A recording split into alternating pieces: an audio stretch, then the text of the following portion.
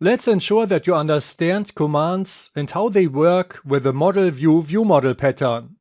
In the previous module, you created an add method in the viewModel that adds a new customer. In the view, there is a button that a user can click to execute this add method. To connect the button with the viewModel's add method, you created an event handler for the button's click event in the code behind file of the view. This click event handler calls the add method of the viewModel. This approach works quite well, but it means the more buttons you have in your application, the more event handlers you have to create in the code behind file of the view. Writing a lot of code in the code behind file of the view collides with the idea of the MVVM pattern. The MVVM pattern wants to keep the code behind file as clean as possible, and it wants to move as much UI logic as possible from the view to the viewModel. This means there must be a better approach to connect the button to the viewModel's add method than creating event handlers in the code behind file. Instead of using this click event handler, you can use a WPF command to connect the button with the viewModel's add method. When you look at the button class, you will notice that it does not only have a click event, but also a command property. This command property is of type iCommand. This means that you can create a class that implements this interface, and then you can assign an instance of your class to the button's command property. When the button is clicked, it will call the execute method of the command.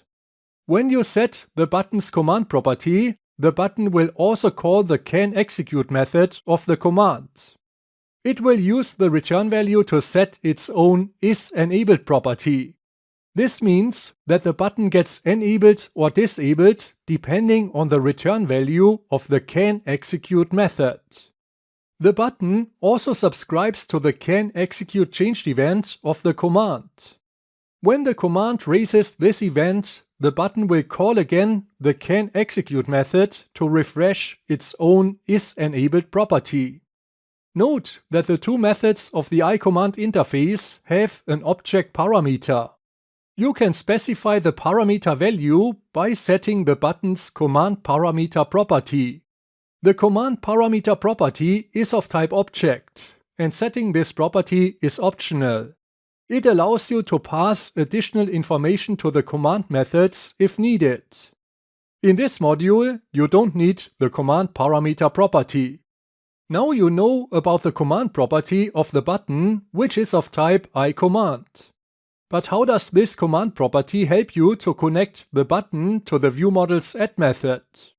Instead of connecting the button directly to the add method, you create an add command property in the viewModel that is of type iCommand.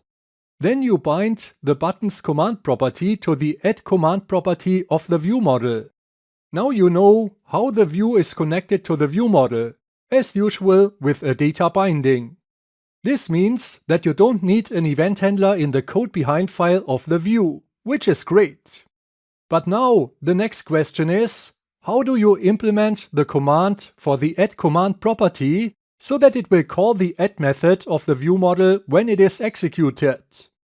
To create this connection, you will build in the next clip a class that is called delegateCommand.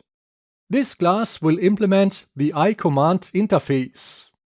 The idea is that the viewModel creates an instance of this class and it assigns it to its own addCommand property. The constructor of the delegateCommand class takes an action delegate. A delegate in .NET is a method pointer, and in this case, the viewModel passes an action delegate to the delegateCommand that points to the add method of the viewModel. This delegate is the reason why we call the class delegateCommand.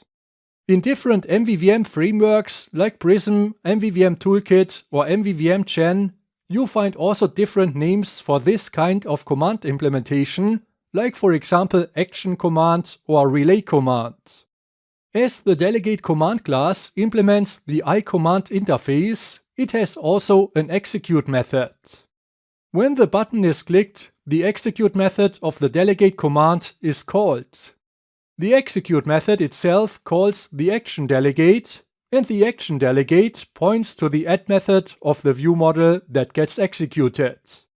So, you see, the delegate command class is an iCommand implementation that allows you to hook up methods that are defined in the view model. Like the view model itself, the delegate command class is UI independent.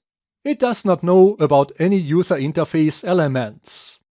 In the next clip, you will create the delegate command class in the customer's application.